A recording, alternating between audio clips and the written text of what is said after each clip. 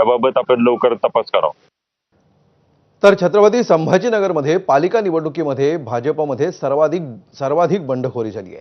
सर्वाधिक अपक्ष अर्ज भाजपमधून बंडखोरी केलेल्या उमेदवारांचे असल्याची माहिती आहे। भाजपमधून 19 जणांनी बंडखोरी केली आहे, तर शिवसेनेमध्ये 18 जणांची बंडखोरी झाल्याचं समोर येत आहे।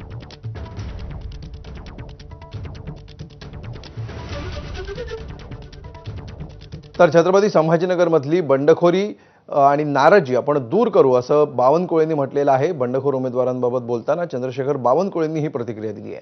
नाराज उमेदवारांचं बंड आपण थंडावणार, भाजपमधील कुठलेही उमेदवार अपक्ष उभे राहणार नाहीत असं बावनकुळेंनी म्हटलंय। मला विश्वास आहे की भारतीय जनता पार्टीचा कार्यकर्ता हा त्या ठिकाणी एक विचाराने प्रेरित आहे आणि विचाराने प्रेरित असलेला कार्यकर्ता कधी बंडखोरी करत नाही किंवा अपक्ष लढत नाही। आज आमचे सर्व त्या भागातले जे आमचे पदाधिकारी आहेत या सर्व अपक्ष उमेदवाराला भेटणार आहे, त्यांना समजवणार आहे आणि त्या सर्वांना उमेदवारी परत देण्याकरता विनंती करणार आहे।